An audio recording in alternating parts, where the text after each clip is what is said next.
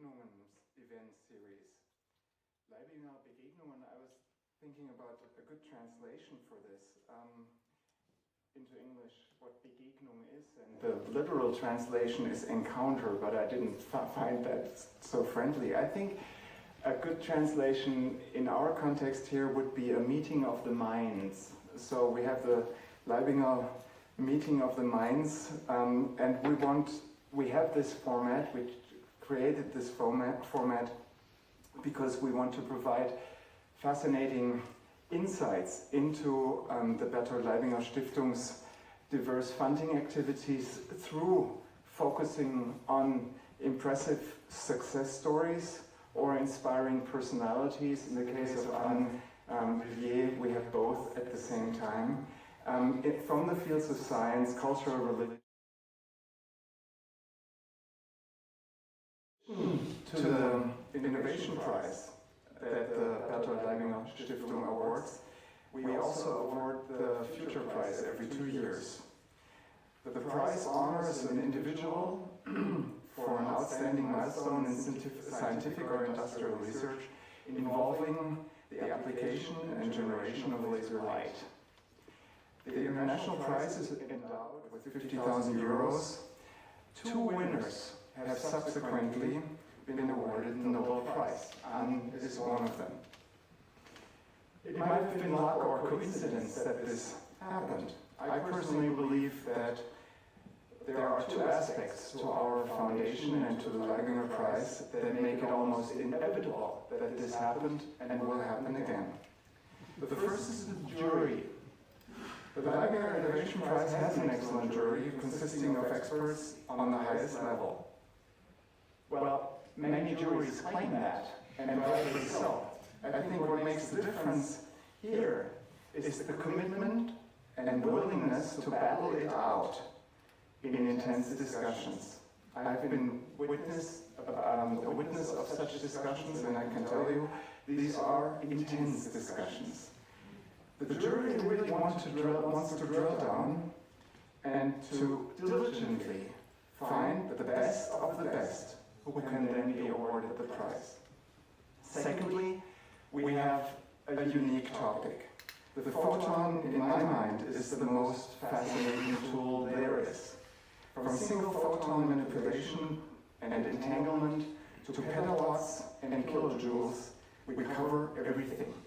In physics terms, we cover the world from Heisenberg via Newton to Einstein.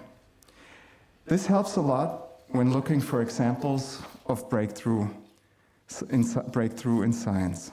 One of them are you, Professor Anne Villiers, a physicist and professor of atomic physics at the Lund University in Sweden, and you were awarded the Leibinger Zukunftspreis in 23, and 10 days after that, the Nobel Prize in Physics for Research. In your lecture, The Route to Attosecond Light Pulses, you will outline some of the key steps in attosecond research. Thank you very much for that. Professor Giesen, thank you you are the head of the 4th Institute of Physics at the University of Stuttgart, and there's no ranking there, so it could be the first. And you also were a finalist of the Innovation Prize in 2023, and you will moderate the discussion and the questions afterward. Thank you for doing that. After that, we would like to invite you to stay and chat for a while in the sense of the Begegnung, in the sense of the meeting of the minds, and enjoy a light snack. Thank you very much again for being here. Thank you for being willing to talk to us today. Anne Villiers, I'm looking forward to your talk.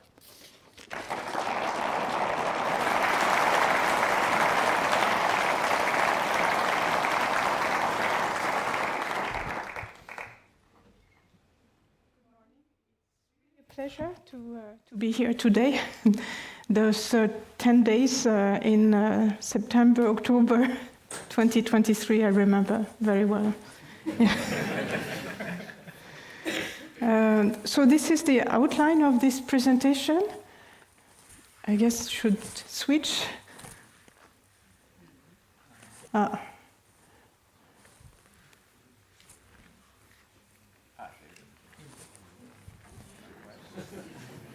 Maybe I do this.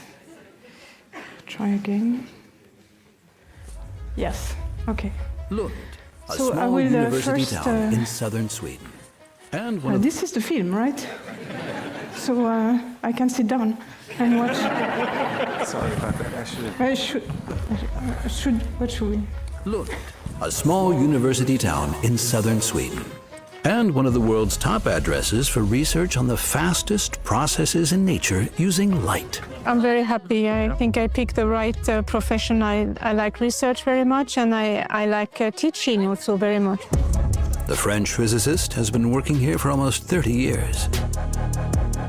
My name is Anne Lhuillier. I am a physicist. My area of research is Attosecond physics through high-order harmonic generation. Anne Lhuillier played a decisive role in the discovery of this unique source of light that will revolutionize our understanding of atomic processes. It's very much like when you play music. You play a violin, for example, and when you have a sound, it's never a pure note. It's a note plus harmonics. And here, the light in this gas, you have these high-order harmonics that are generated. High-order harmonics are generated when you focus a laser into a gas, and then there is a strong laser atom interaction. And in the time domain, these high-order harmonics form a train of very, very short light pulse in the Attosecond regime. A single-cycle laser pulse in the visible range has a duration of several femtoseconds. To open the door to attosecond physics, scientists have found a way to generate, measure, and apply even shorter pulses with a much shorter wavelength.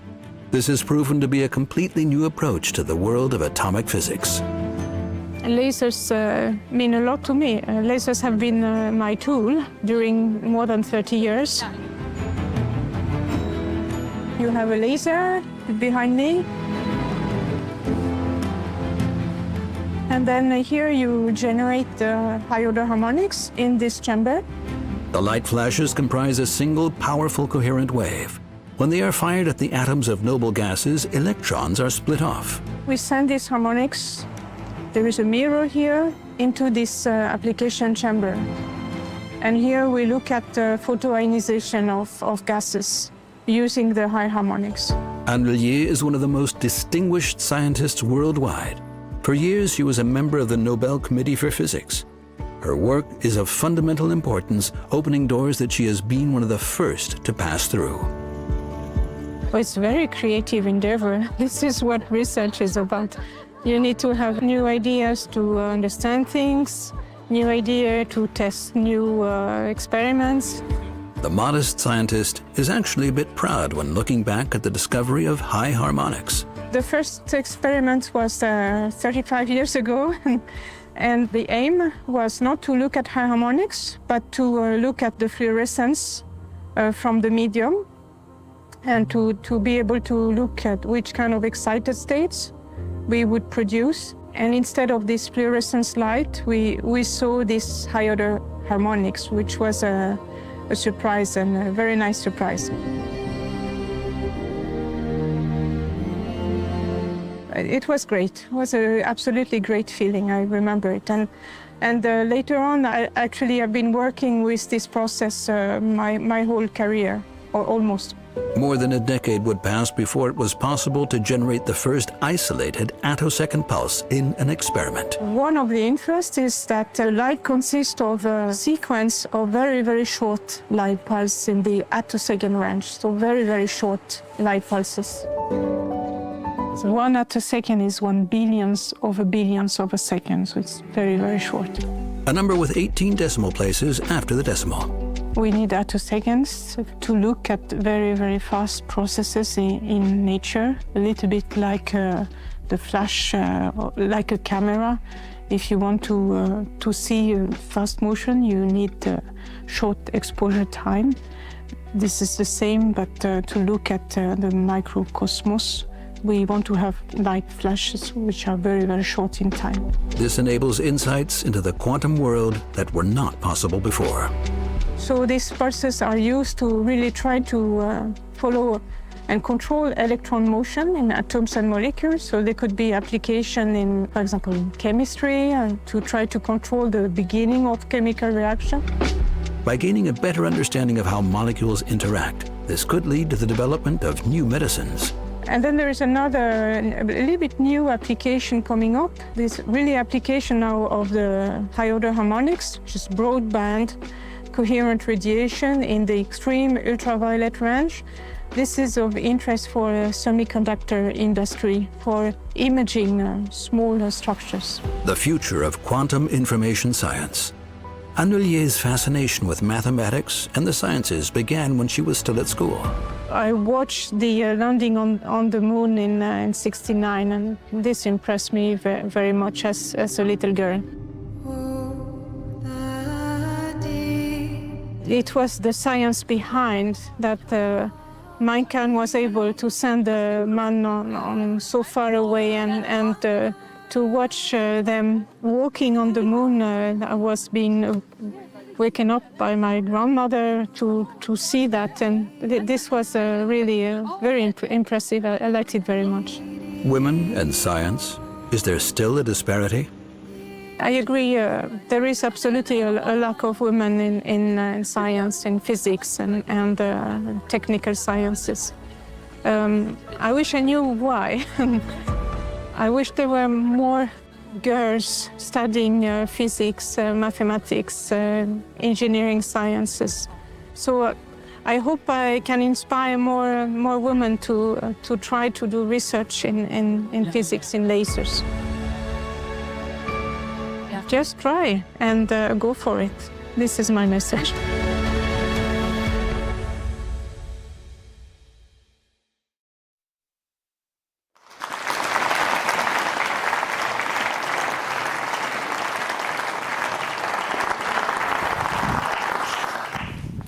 This is really a nice film. I think it's the best film that has...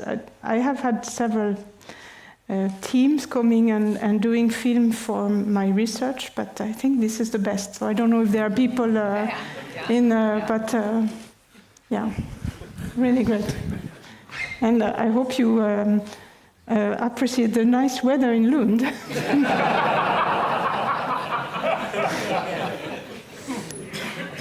Yeah.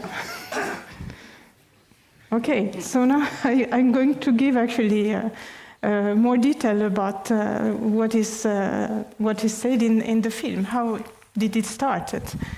And I will start by high-order harmonic generation. First, a little bit the background. Nothing would have happened without the invention of the laser in 1960 by Theodor Meinmann. So it's very much, and I would like to say that the evolution of this field of research has followed the evolution of lasers, especially ultra-fast lasers, very much. Directly after the invention of the laser, there are new fields of research that start. For example, nonlinear optics, second harmonic generation, discovered by Peter Franken in 1961. And here you have the experimental setup. There is a laser. Okay, this is not working with the screen. Try again. No. Lasers are incompatible with the screen. So I think I will use my hands. So you have a laser focused into a piece of quartz. You analyze the radiation with a prism. You have a detector, and you detect not only the fundamental light, but also the second harmonic. So here you have new frequencies being generated by absorption of 2 photons from the laser, and then emission, generation of the second harmonic. The second field that was open, thanks to the invention of the laser, is something which we call atoms in strong laser fields, so multiphoton processes that were predicted theoretically by Maria Goeppert-Mayer already in 1931, so it's beginning of quantum mechanics. And here you have a 2-photon excitation process. In the 60s, Russian scientists studied multiphoton ionization, ionization of a gas by absorption of many photons. 1979, Pierre Agostini and his group in France discovered the phenomenon of above threshold ionization, where an atom absorbs photons and is ionized, but the atom can absorb more photons than what is strictly needed for the ionization. You can detect that by looking at the energies of the electron. My thesis work in the beginning of 80s was to look at multiple ionization processes by multiphoton absorption. And we looked at double ionization or even multiple ionization, for example, of xenon atom. So at this point, we were looking at the atoms in strong laser fields by looking at ions or electrons, but we thought, oh, maybe we learn something more by looking at light emitted by these atoms and ions. And we were thinking that, of course, we create excited atoms and ions. If we look at fluorescence, we will learn more about that. So this is the experiment that we prepared. So it is very much like what I showed you before, second harmonic generation. The difference is that we use a gas of atoms instead of a piece of quartz, and then we use a grating to analyze the radiation. These are photos of the experiment. The laser that we used was an neodymium YAG laser. You can see with the oscillator amplifiers, when you look at the photos, you think, well, laser technology has really changed during these 30, 40 years. But this is how it looked like at that time. It was a picosecond laser. And this is the experimental setup. Also, it looks very, very old-fashioned. So here the laser is coming from the right. You see the lens. This is a vacuum chamber.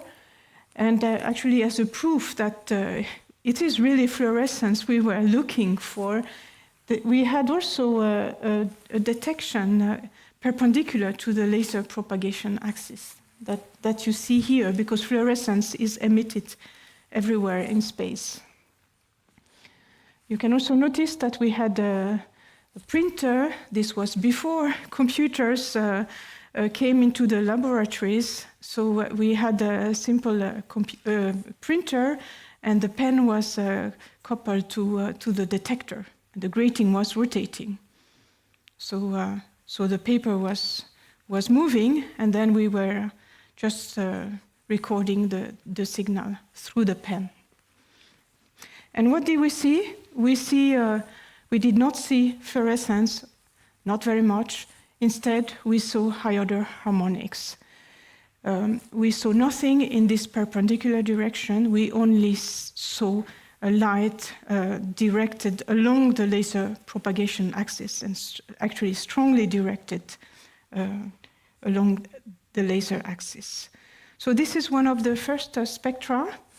So what you see is high-order harmonics. So numbers means that, for example, 17 is 17, the frequency is 17 times the laser frequency.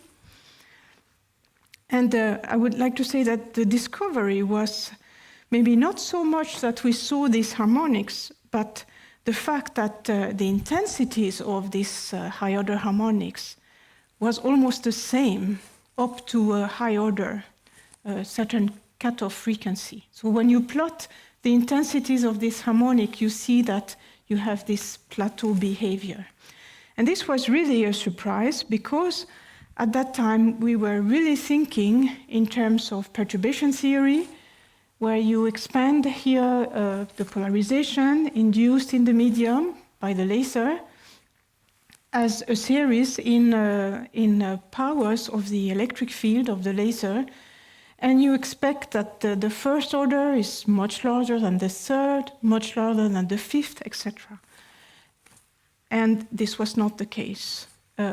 Obviously, you have equal intensity. So we are in a non-perturbative regime. We only have odd orders, and that is due to a symmetry, the symmetry of the interaction. Basically, that you get the same if the laser is coming from the left or from the right. So there is really an intrinsic symmetry which kills the even orders. This field is in between atomic physics, quantum mechanics, and nonlinear optics or electromagnetism. Atomic physics, of course, the atom has to generate these high-order harmonics. This is described by the Schrödinger equation that you have here. With on the right, you have the atomic potential and the laser-atom interaction, which is described here in the dipole approximation. The important thing to realize here is that this laser-atom interaction is strong, is almost comparable to the atomic potential. So you cannot solve this equation as we were doing before, using perturbation theory. And actually the first attempt to solve this equation were numerical simulation. But you also need to consider the response of the medium to the radiation, and this is the domain of nonlinear optics. In order to get an intense radiation, you need certain phase matching condition to be realized. If you want to see that a little bit as simply, the atoms in the medium emit some light, and these different waves, they have to add in phase. This is called phase matching, in order to have a macroscopic field. And this is described by Maxwell's equation of electromagnetism, which can be simplified by a wave equation, as you see here, where you write how the generated field depends on the polarization in the medium. And I would like to say that the few years after the discovery of these high-order harmonics, we could simulate this process and reproduce more or less the experimental results. However, it doesn't mean that we really understand the physics. So now I'm coming to huge progress in laser technology. And I'm going to show you 3 different steps of this progress in laser technology that has been so important for our field of research. At the beginning of the 90s, you have 3 discoveries almost at the same time. You have the discovery of the chirp pulse amplification by Donna Strickland and Gérard Moreau, led to a Nobel Prize in 2018.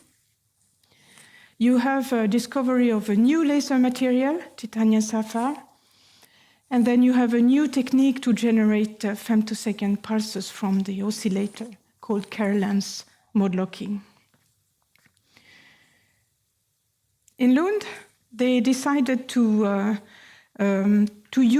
combine these 3 new technology and build a new laser facility called Lund Laser Center.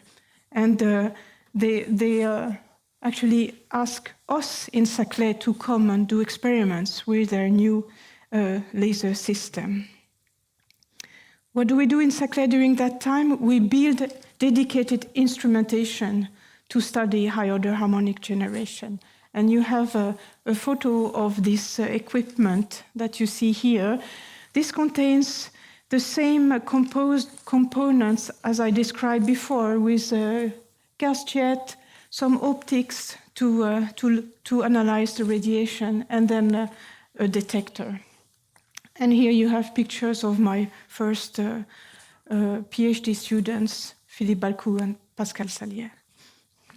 So they asked us from Lund if we would like to come and do experiment with their laser. And just to show you, at that time in Saclay, we were using a neodymium glass laser, 1 picosecond pulse duration, 1 shot per minute. This was horrible.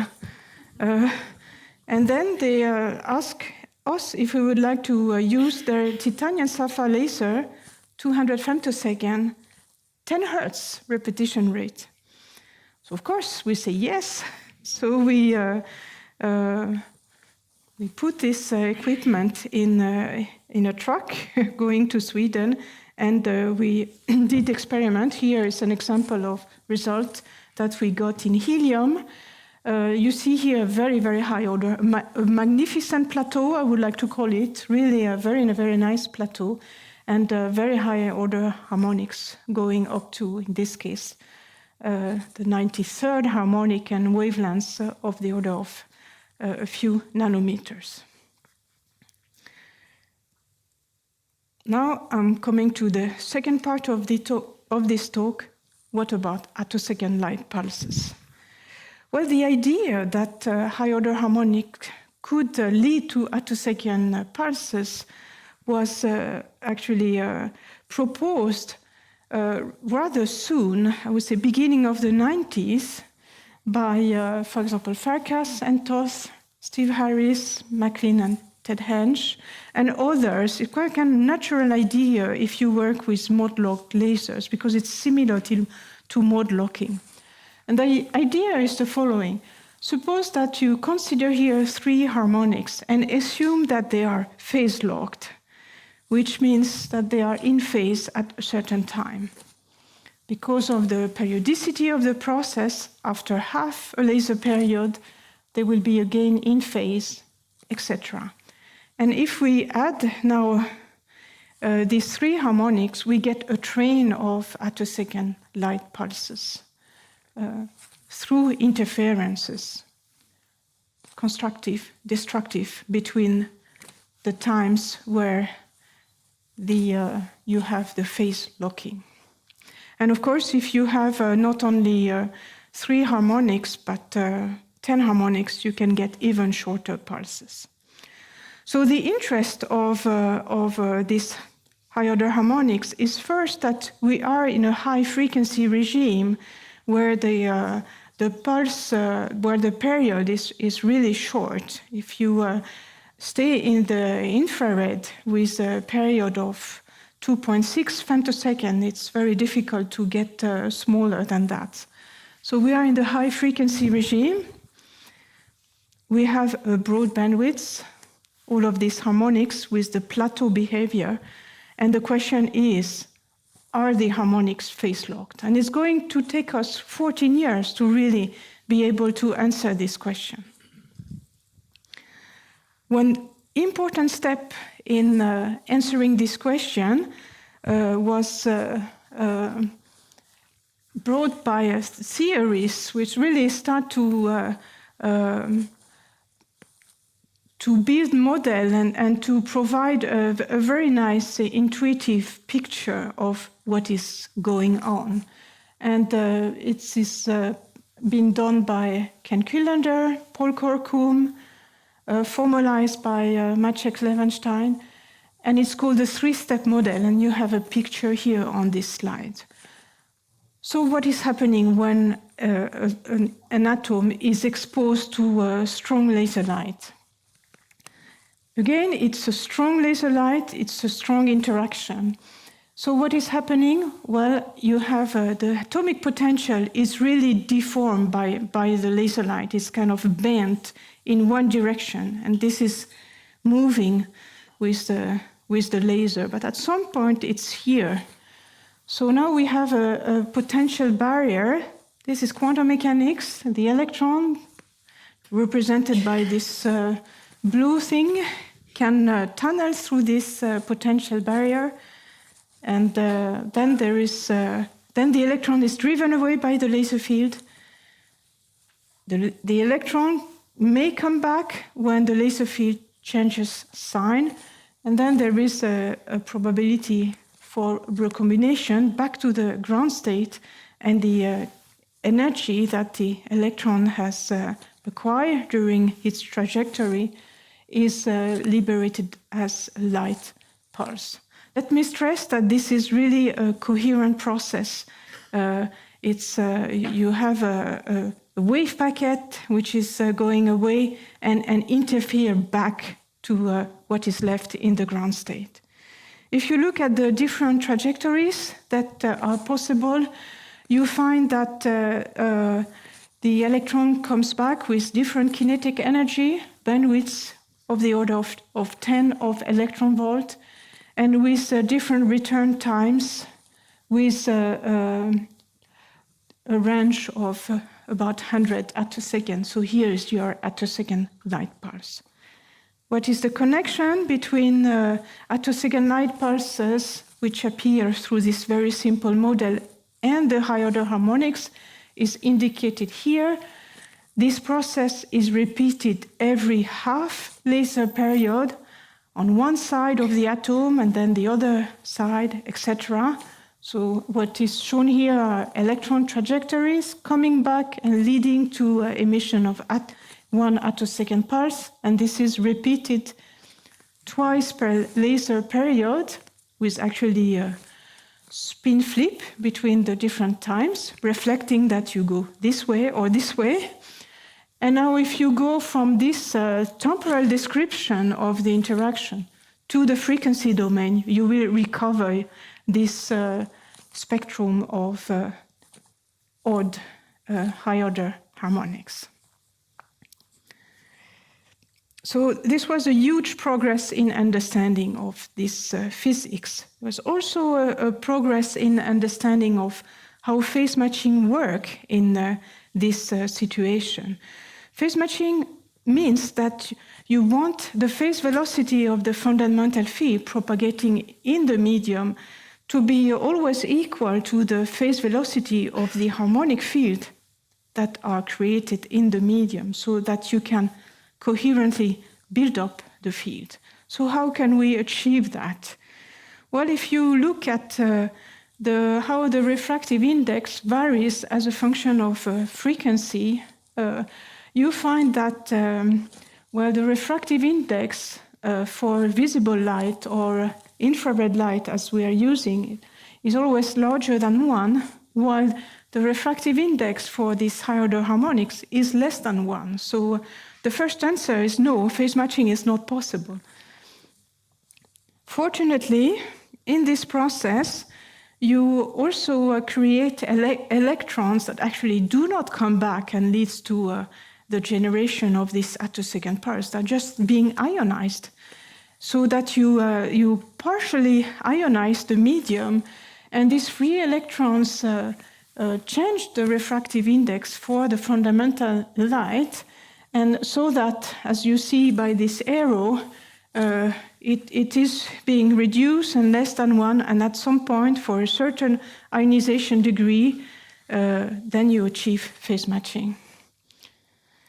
It's a little bit more complicated. Also, the focusing and the GUI phase also play a role, but I don't want to go into this detail.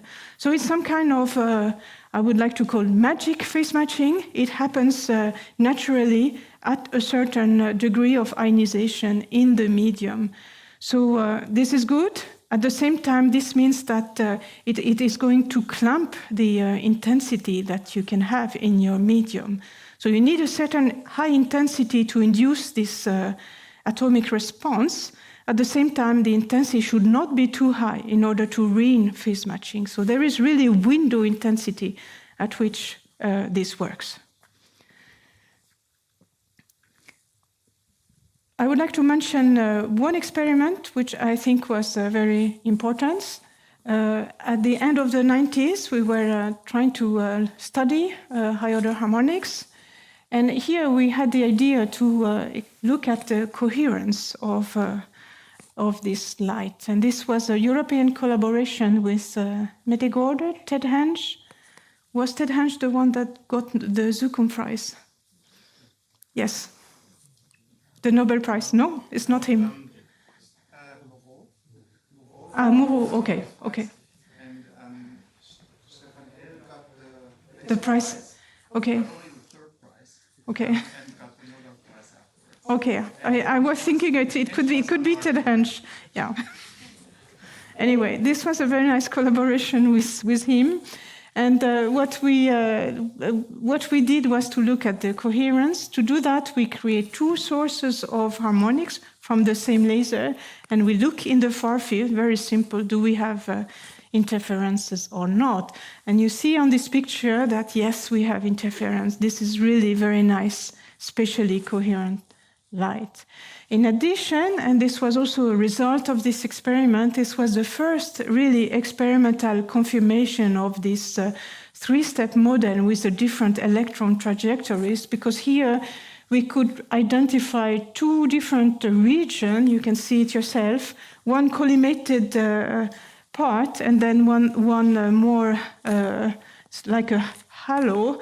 And this is due to the influence of, this is due to contribution of short trajectories leading to this collimated radiation and long trajectories leading to this much more divergent radiation. And this is coupled to the accumulated phase along the electron trajectory.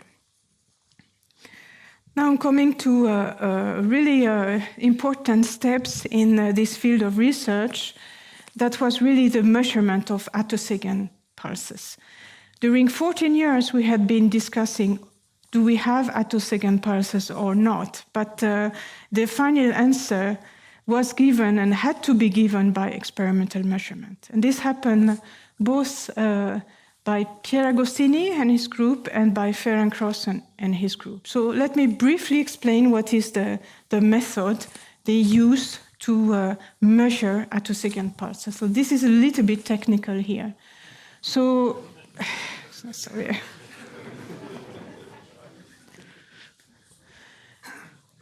So this is the technique used by Pierre Agostini. It's called the Rabi technique. What he's doing is a two-photon ionization. I go back to one of my first slides. You ionize a gas by two photons, and you look at the energies of the electron. Electron spectroscopy is really very important in this field of research.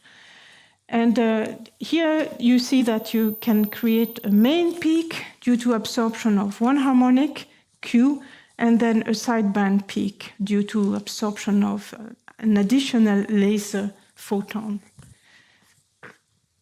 You can also reach this sideband by a process where you absorb the next harmonic and emit one stimulated emission of one laser photon. So now you have two quantum paths leading to the same final state. The signal that you will get is an interference signal. It depends on the sum of the two amplitudes of these two quantum paths. So that so it depends on the phases of these two paths. So first you have the phase of the harmonic, which is what I want to measure. You have a contribution from the ionization. I come back to that in a moment. You have same for the next harmonic. And then you have contribution from the laser, which is delayed relative to the harmonics by a delay tau. So you have a phase contribution here from the laser, which is opposite inside because you have absorption and then stimulated emission. So the signal looks like this. It's an interference signal. It depends here on the phase difference between the two paths.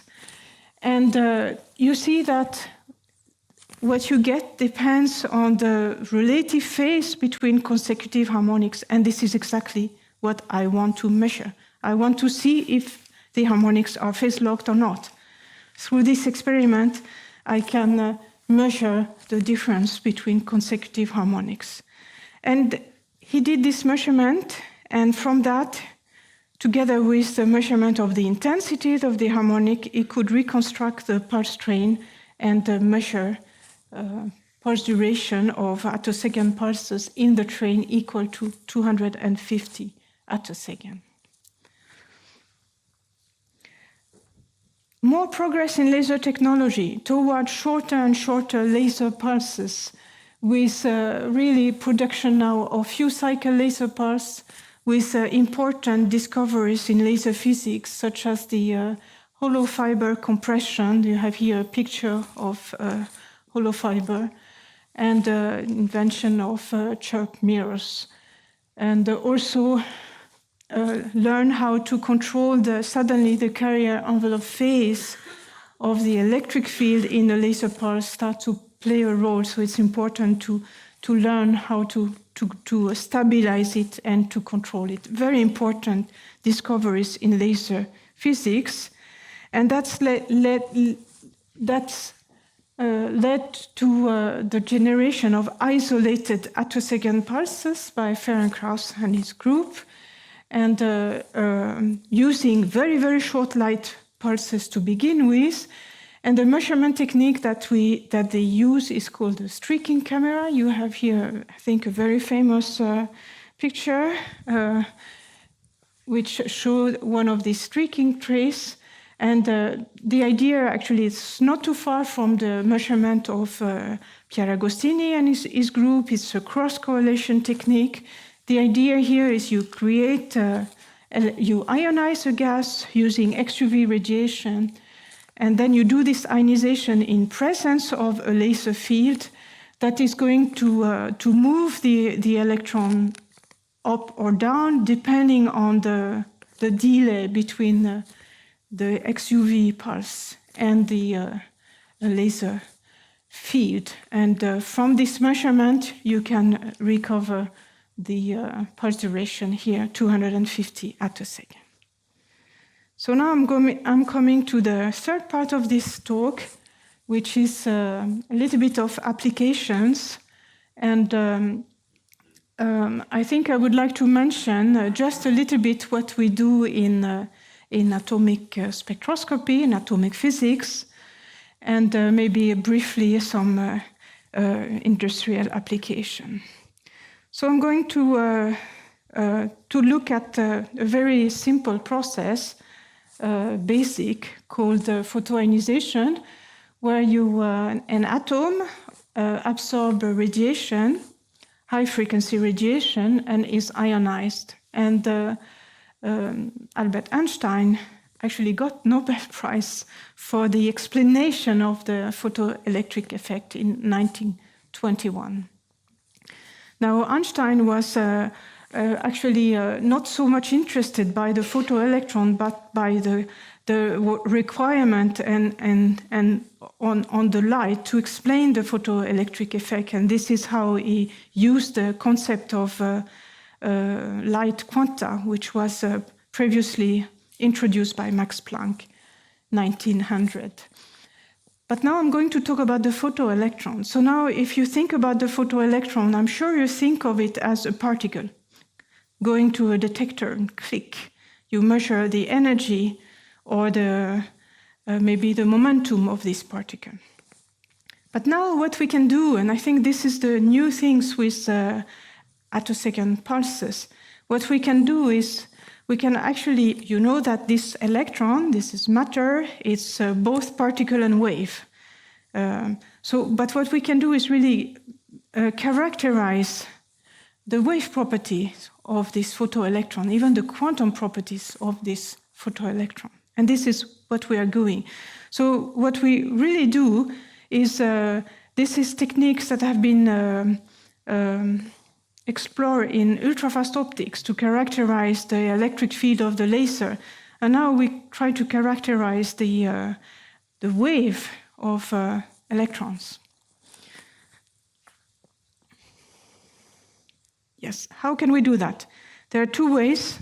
One way, this is for non-resonant ionization.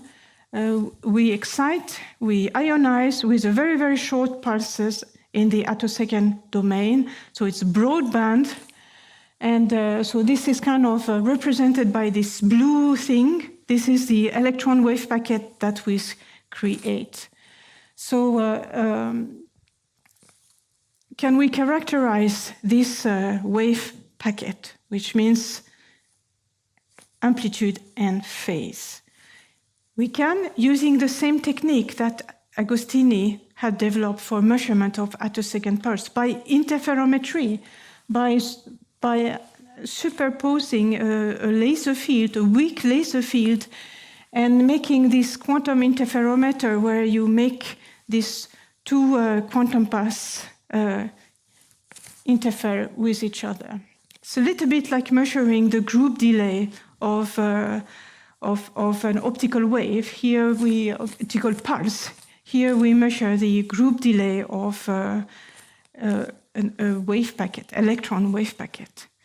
The other situation, which we have also explored quite a lot, is in the case of resonant ionization, so such as shown here. Here we can ionize an atom, let's say close to a discrete state, which is going to particularly affect the phase very much.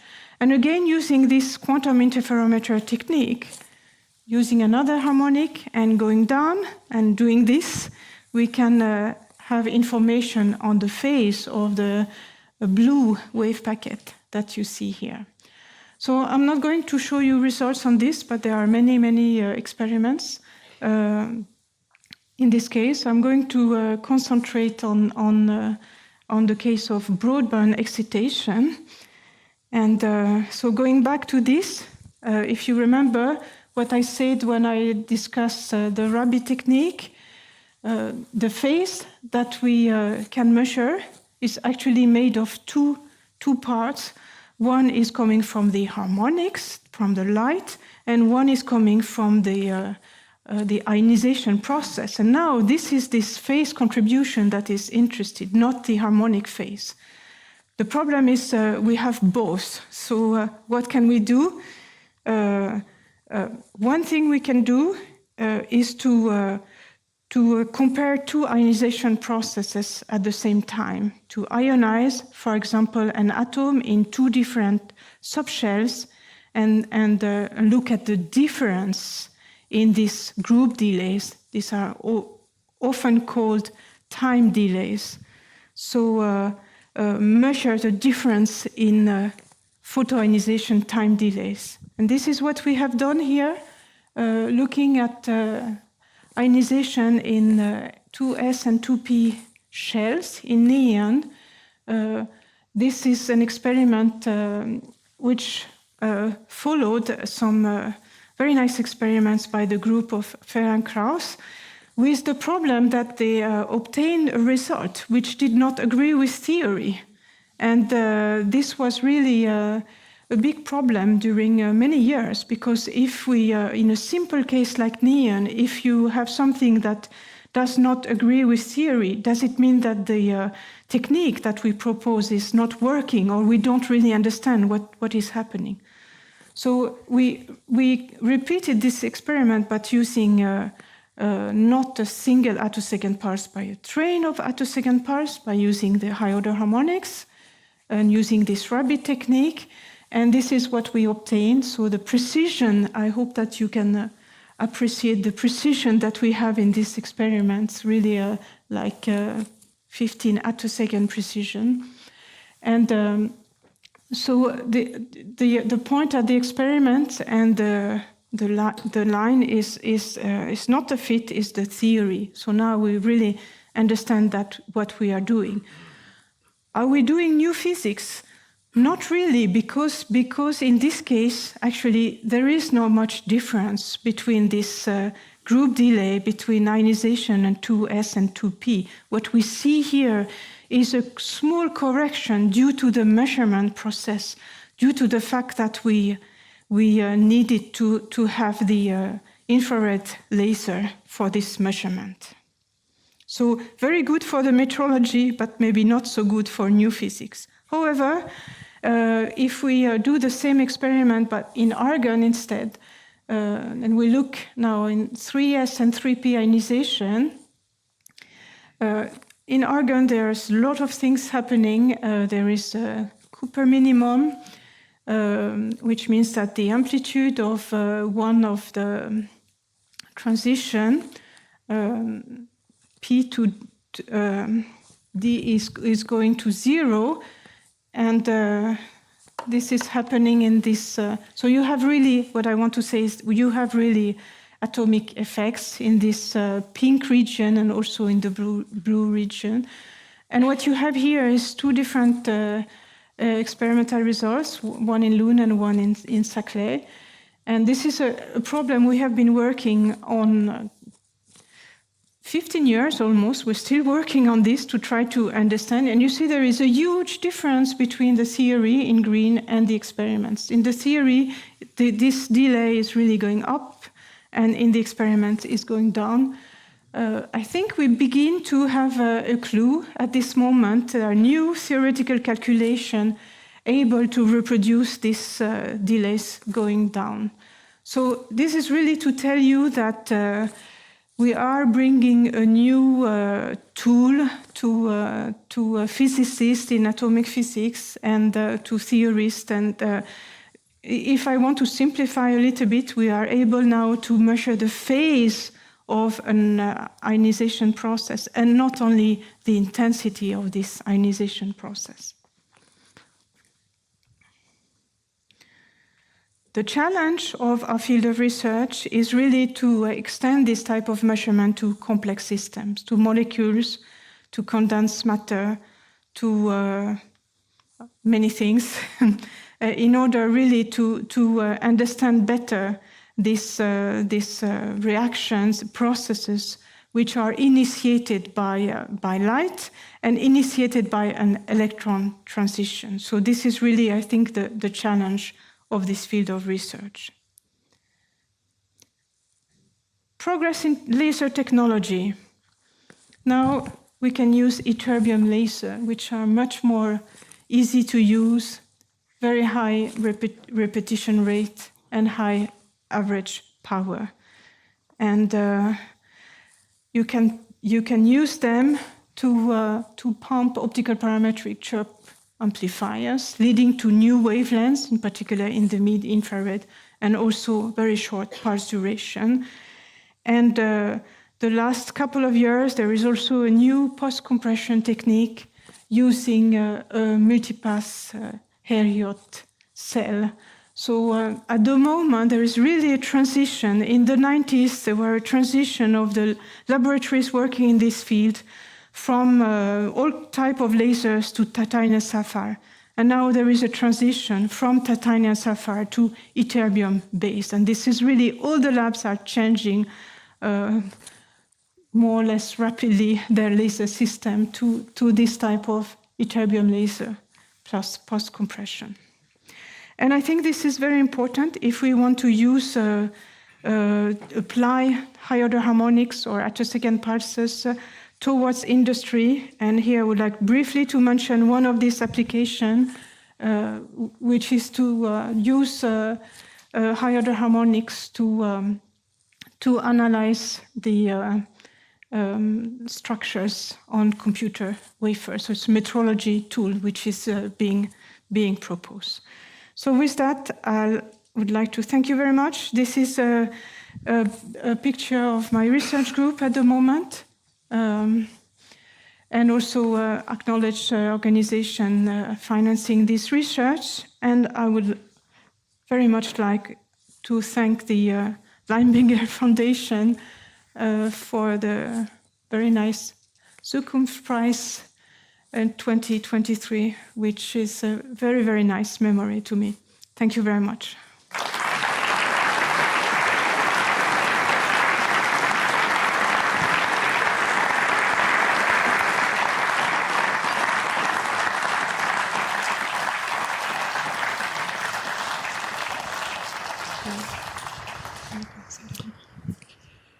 Thanks so very much, Anne, for the beautiful talk, for the road towards the attoseconds and the road towards the Nobel Prize, so to say. So I'd like to start the discussion with a scientific question. I was inspired by your talk about this phase matching and the role that the ionization played. So when you showed this slide, I was thinking, is it possible to somehow pre-ionize the gas? Could one have an electron gun from the side somehow and have the right amount and have this gas ionized along the chamber and then kind of have a higher efficiency then of this phase matching process? This is a good idea, actually. I think it has been tried a long time ago. The problem is you are going to ionize anyway, so you have to take this into account. I mean, to be honest, one of the reasons I like this field very much, I'm still working on this, is that we're still learning new things. And we're still improving. We're still, there are lots of ideas to optimize, we're learning more and more. And of course, we are improving because we have better lasers to work with. That's one reason. But we are still, I think one can still be innovative about this process, although they have been known for 30, 35 years or so. Have there been trials of propagating for higher harmonic generation, not just in the gas itself, but like in a plasma? Yes, I think yes, but a long time ago, I would like to say, without much success. Mm-hmm. But maybe one should try again. So, yeah. Because I know in the plasma there is also kind of this channeling of the light. There is kind of this spatio-temporal soliton happening, and that might be useful as well, maybe for compression. Yeah. Yeah. So one of the things where I was thinking this could be going, I mean, Trumpf is now doing a lot of work towards the EUV, towards higher harmonic generation, of course using the tin drop and then creating this light, not using higher harmonic generation yet. So I was wondering, you showed in the end in your application this metrology with some, I guess, lower power. Yeah. But is there a fundamental limit that is there? Because if I had a method for Peter Leibinger and for Nicola Leibinger to create 1 kilowatt of 13.5 nanometer radiation and, you know, would be able to focus it like a laser beam, is there a fundamental limit in the processes that you see right now from theory that limits us? Or would, in principle, a bigger laser, a bigger chamber, a bigger system be able to create an alternative system to what we have right now? Yeah, I would like to say that unfortunately, this process is very inefficient. So the conversion efficiency to these higher harmonics is like at best 10 to minus 5. So we're not talking about 50% like a second harmonic generation. It depends, of course, on the energy range. 10 minus 5 at 50 eV and maybe 10 minus 6 at 100 eV. So yeah, there are two things you can do. Of course, you can try to beat that, but it's very difficult because it's really this process happening, which is very inefficient because the only a small part of this wave function going away, coming back. It's a very small part. So you can try to control this. I mean, there's still research on this. You can use several colors. There's still research on that, but still it's very tough. The other way you can not improve the conversion efficiency, but you can improve the flux. And there are also research on that. And for example, we have been working together with Eli Alps, the big facility in Hungary, building, using their fantastic lasers and building a harmonic generation setup, which are quite big, to make use of the power of these lasers. But yes, this is a little bit to the detriment of bigger setups. And maybe longer length to have something like a quasi-phase matching that could be cascaded in some sense. Yes, longer lengths, everything longer. Yeah, but it's to the detriment of having a compact setup. Sure, but in fundamentally going towards watts of power in that range, or even more of that could be a viable alternative maybe in the future. Yeah, I think laser produced plasma is better, but if you really want to have the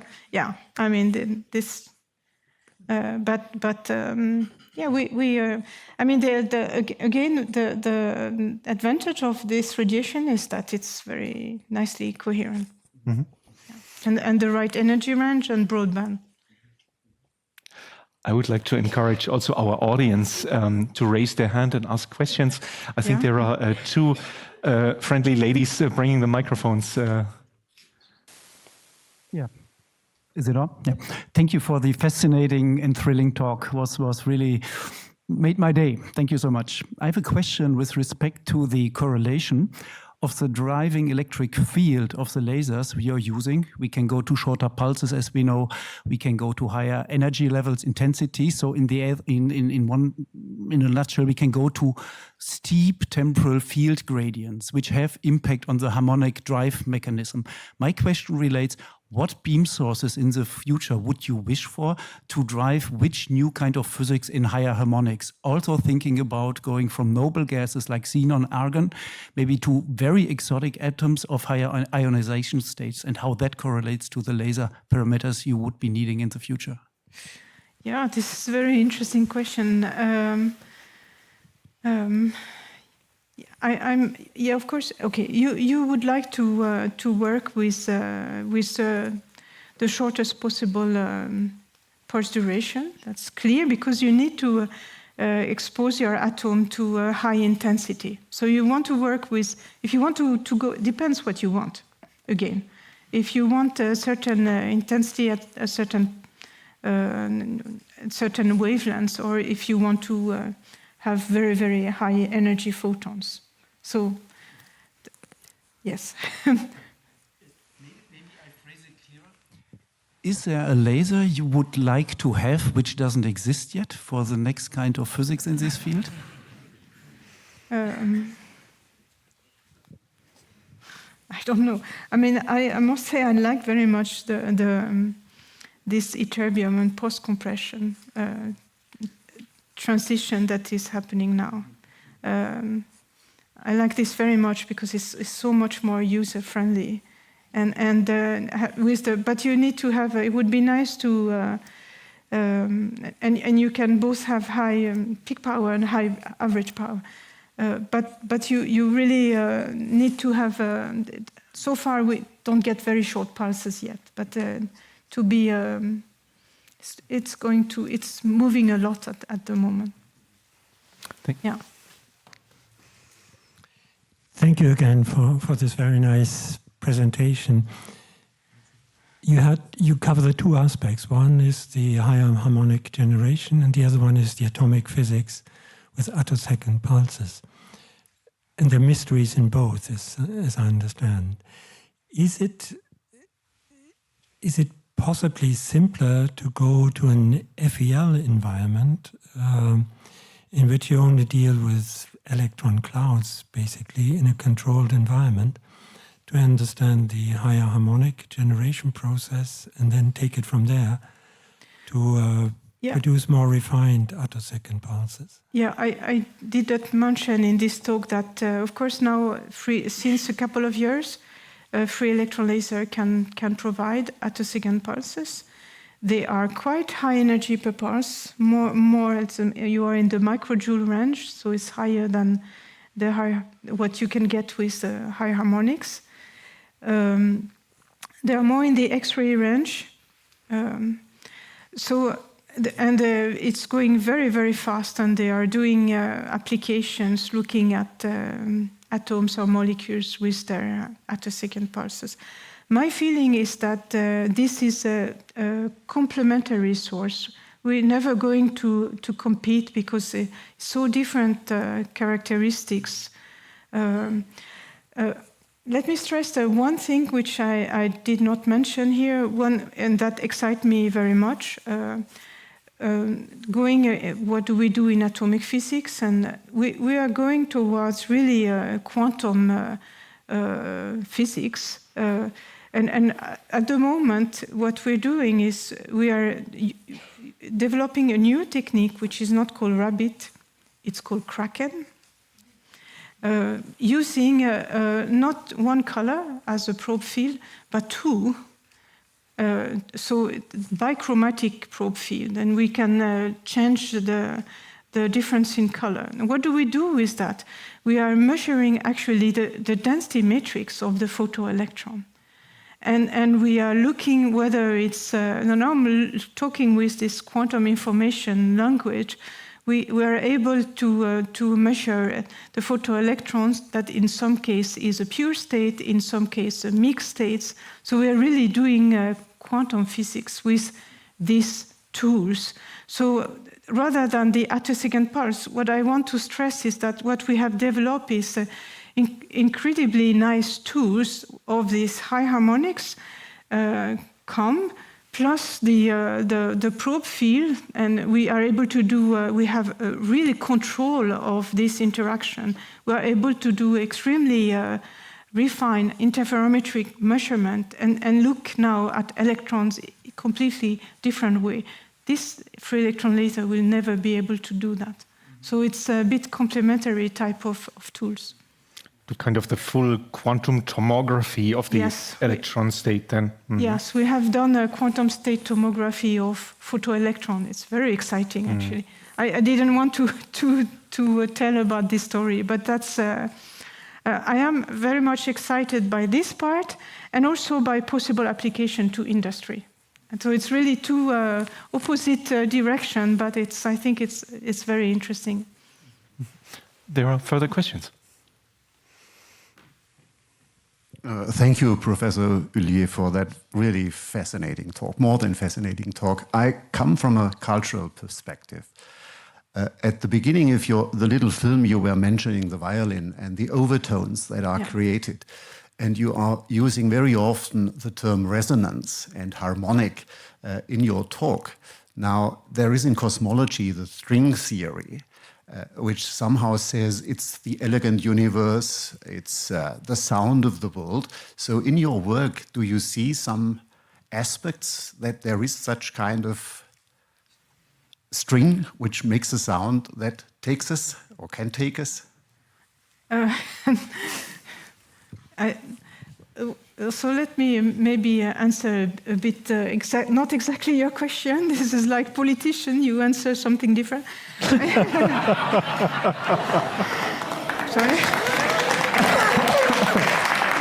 I mean, what we are doing, what we are using and looking at is really waves.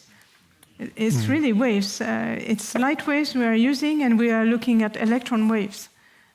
So that's what we are doing, and it's fascinating. Is it okay answer? I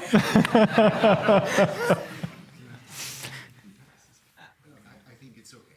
Yeah, okay, good. I think there was another question behind.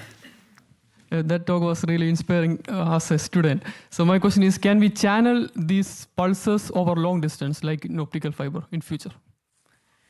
So what is your question? Can we channel these pulses over long distance? For example, Trump generates and I can get it at the Uni Stuttgart. We can absolutely, and we do that. We transport these pulses over macroscopic distance, and we do that. We simply, we have, so they actually diverge, but we use mirrors to actually focus them into a new chamber. So you can, optical fiber probably not, but they will be absorbed. But in vacuum, you can transport them over, very long distances, Thank you. There's just one more quick question. Now we have this attosecond laser, but why this PowerPoint, I think this is not bright enough? Why is it going in one direction? No. We have now developed enough to get an attosecond laser, right? Yeah. But now why this presenter laser, the green laser, is not bright enough for this one? So how do we can... I think I asked the question to Leibinger Begegnungen. I think the semiconductor, Maybe, there is another question, yes, from a student there. That was the student who got your autograph before. Okay, Hello. yes. Thank you very much for the very interesting presentation. I have a question about the measurement of those attosecond pulses. For example, when the dynamics of particles are studied with the pump and probe method, how do you detect those very short pulses of the attophotons? Because as you said before, they get absorbed in, for example, an optical fiber or something. How are those measured? Yeah, I can make. I need to stand up. I make a explanation of actually both Ferencross and Agostini's technique with my hands, okay? Yes. So here you have your attosecond pulse. And you have no detector, right, that measures so short pulse. So what can you do? Actually, during many years, we thought we do that with themselves, but this never worked. But so what they did is a cross-correlation technique using the electric field of the laser used to generate the attosecond pulse as a measurement, as a probe. So here is my electric field. You see that? This is the oscillations, and this is the attosecond pulse. And now you vary the delay. You look at something, ionization, that depends on both, right?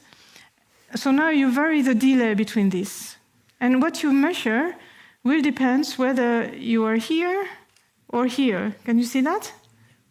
So you measure an electron here, and the amount of electron depends whether you are here or here or here. Now, if this attosecond pulse is not very short, but long, like this, then you vary the delay here. You see nothing, no difference. So that's the principle of this cross-correlation technique. Thank you very much. That's okay? Fantastic answer. I love that.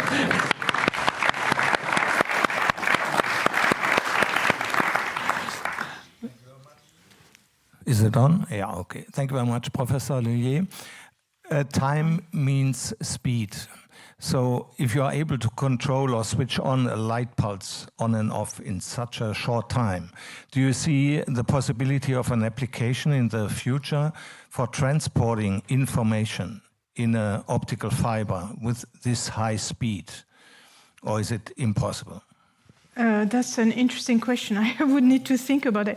Probably, I mean, the problem is transport, I would guess. But, I mean, in principle, since this is XUV radiation and not optical, or you could transfer information more rapidly. But it requires really control on the electric field of the XUV radiation, and also a way to solve the transport problem. But I would say in principle, yes, that's my answer. Higher frequency is always better. Yeah. But it gets more absorbed. Yeah, yeah. Maybe, as Peter Leibinger has said in his opening, it's Begegnungen, it's meetings of the minds.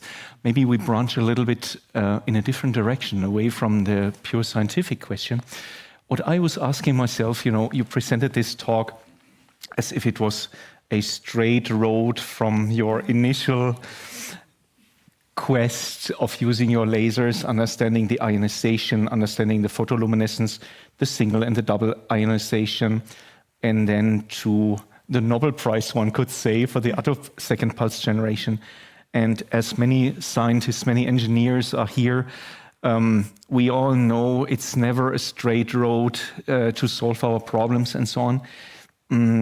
Could you describe a little bit the feelings of ups and downs that you had during that time, how that feeling was when you first saw the plateau and these higher harmonics, and then how that long stretch of many years was from, late 80s, early 90s when you saw this, to the attoseconds, which only happened like in the 2000s and so on. Long years, hard road and so on. Maybe you can describe a little bit. I would be very interested. Yes, so of course, I mean, research is never straight. It's more like a wave, little ups and downs. And of course, there has been ups and downs in this field of research. For me, I can remember two periods where I think it was really difficult. First, at the very beginning, because we had discovered these harmonics, studied them a little bit, couple of years, and then what? This was the attosecond idea was it was not really there, or it was considered as completely in the blue. And so my boss at that time told me, oh, maybe you should do something else. And this was really when Chirp's amplification arrived. Go to high intensity physics, plasma physics, and that. And I said no. Well, at least I try. I was somehow, I think I had some kind of researcher approach. I was not done in really understanding and looking at this high harmonics. So I managed to continue first a little bit by myself because I didn't have support and then they kind of trusted me more and more. So this was a little bit difficult period around 1991 as a very young researcher. Then a very difficult period for me. First of all, when I moved to Sweden, because I moved to Sweden following this experiment in Lund, and not because of a nice titanium sapphire laser, but because of a nice person. So kind of private life, influence things. But anyway, so first it was also a difficult period to get position in Sweden, to come in the academic system. But then at the end of the 90s, this period was quite of difficult because at that time we understood more and more, and we thought that yes, at least in some condition there should be attosecond pulses. But how can we measure them? And we really tried in Lund. We tried by autocorrelation, where you use 2 attosecond pulses and you vary the delay. It's almost the same, but it was kind of the natural idea, and we thought we had enough intensities. I think we know why we didn't manage actually now, and this was very difficult. It did not work, and it really this was. And this is when I got a preprint from Pierre Agostini. Actually, I met him first, and he told me, "Oh, we see oscillations in these measurements, and these oscillations really meant that, yes, there is a train of attosecond pulse." And immediately when I learned about that, I say, "Oh, we change our experimental setup in Lund, and we try to do the same thing, a bit differently, but this was the way to go." Yeah, so this was a difficult period. So one has to be a little bit, obstinate. So at what time? I mean, at that time, coming from the femtosecond laser field and so on, it was always about breaking the femtosecond barrier, going to the attoseconds and so on. At what time did you realize that what you had done was really something outstanding that might lead to some award in the future? Yeah. I don't know. I guess no, but I mean, to be honest, when I got the phone call from Stockholm, I was really surprised because I thought, I tell you why, I thought that yes, there could be a Nobel Prize in this field. And in that case, maybe I could be part of it because of the discovery of higher harmonics, but not yet. And the reason is that I don't think this field has proof that it's useful for society yet.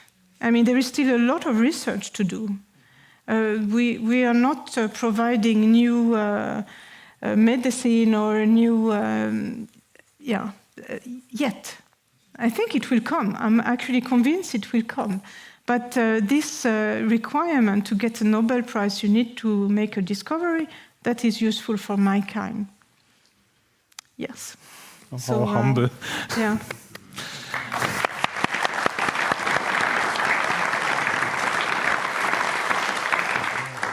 Maybe a second round of questions from the audience, maybe a little bit more in the sense what Peter Leibinger said, meeting of the mind. Now you have the chance to ask Anne whatever you like. Yeah, Mr. Giesen, you already asked this question. May I ask, talking to a legend here, when you were having your experiment in the lab and saw the plateau, you brought it on your slides earlier on when Peter Franken showed that he could generate in the optical regime second harmonic generation from a ruby laser. That was all well known that it could happen once the laser was available. It was, so to say, predicted that nonlinear optics would provide something like that in crystals without symmetry. What about you, when you had your own moment on seeing the plateau? Was this predicted in earlier phases by theory that higher harmonics of these short pulse durations would exist? Or did you simply notice, oh, there is a plateau, and deriving from that, you would have had already the understanding the pulses need to be short? Yeah, no, I think if I answer about the high harmonics, I mean, there were experiments producing high order harmonics, I would say 7, 9, 11, something like that. And you had, just before us, the experiment by the group of Charlie Rhodes, using excimer laser, 193 nanometer. We were using YAG, 1 micron. And so they were using 193 nanometer, and they managed to see up to, I think, harmonics 13 or something like that, which was quite high in the XUV.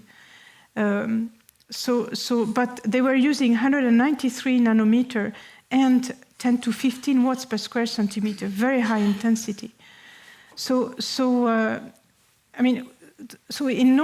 the nonlinear optics field, the idea was that, of course, there was a race towards XUV. But the idea, which was completely natural, was that you need to start with big photons in order to have a very big photon. You need to have a process as low order as possible. So that was the race, and this did not work. This was really, really tough. And then we do this experiment with 1 micron, 10 to 13 watts per square centimeter, 40 picosecond. And we see all of these high harmonics, and especially the plateau. I would like to say the plateau was the discovery rather than high order. It's really this plateau going up to the 33rd order. This was really unexpected. Thank you.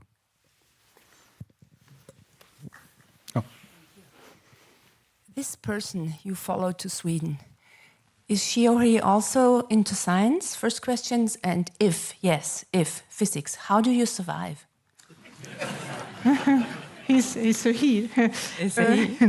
Yes, he's. We met by doing experiments together. Okay. But then he went to a little bit high intensity physics, a little bit not to do exactly the same. Okay, that was a wise thing to do. Yeah.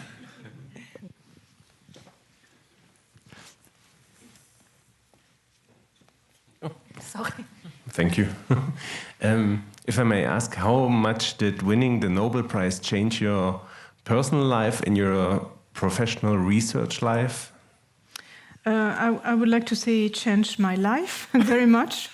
I'm trying to that my personal life is not too much change, but it's really like getting a new job, which is very much outreach, giving talks, and I'm giving talks at universities, at conferences, but also schools, and a lot of online as well, because I cannot travel so much. So it's it's a lot, and I'm trying to do. I feel a sense of responsibility as Nobel Prize laureate, and especially women Nobel Prize laureate, to do that as much as I can, and maybe as long as I find it enough fun. I would like to say yes. But it's a big change, and I'm happy it did not happen.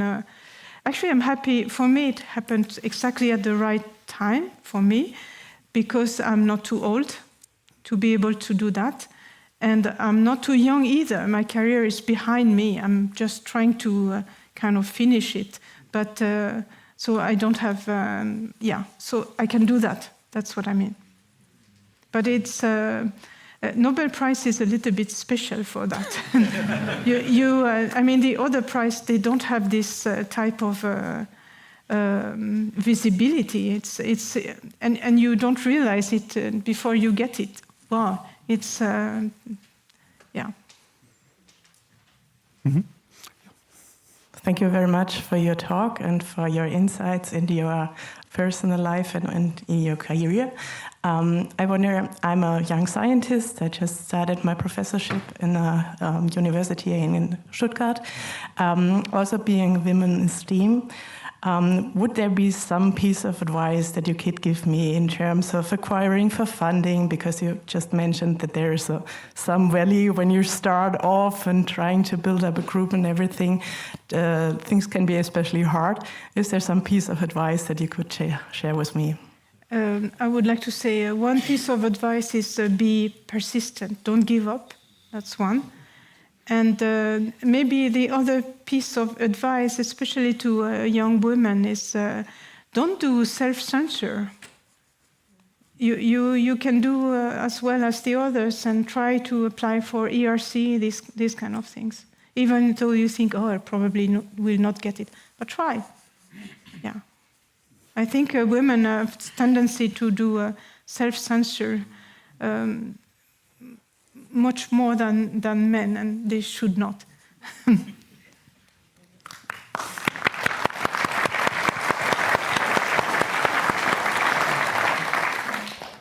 Madame Lullier, thank you very much for your talk. My question that I have for you is, as you mentioned already in your film, what is it that you love about teaching? And the second question, for me as a layperson, I'm in political communications. I have nothing to do with science, just personal curiosity. What is it that is so great about lasers? How would you explain that to a person that just doesn't know?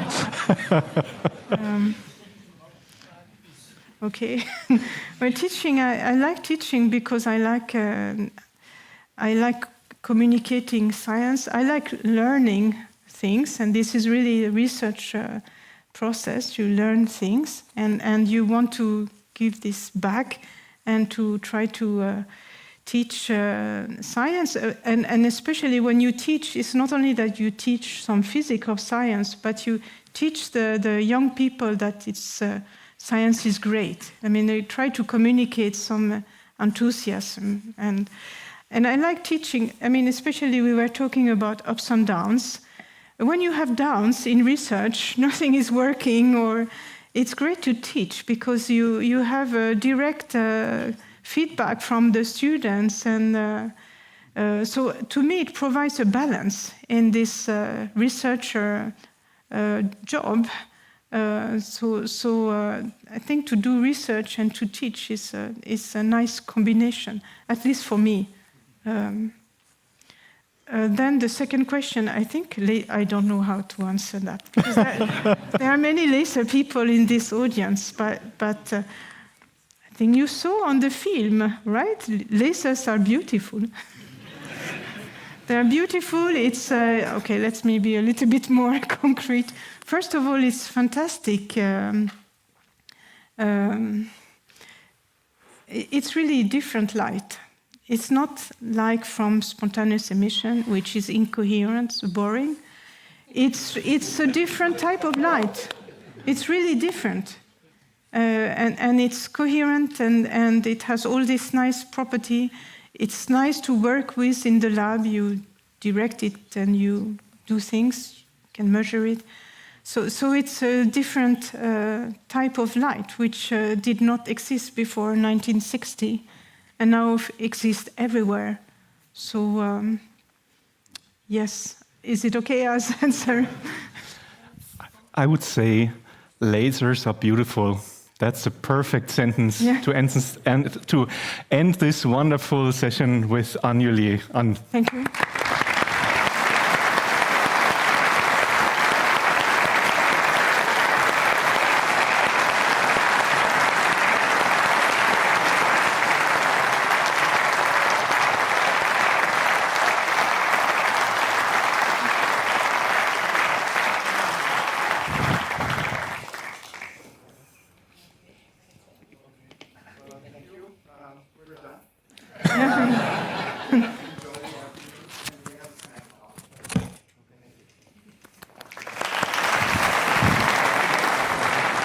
Thanks so much, that was wonderful. Beautiful. What a beautiful sentence.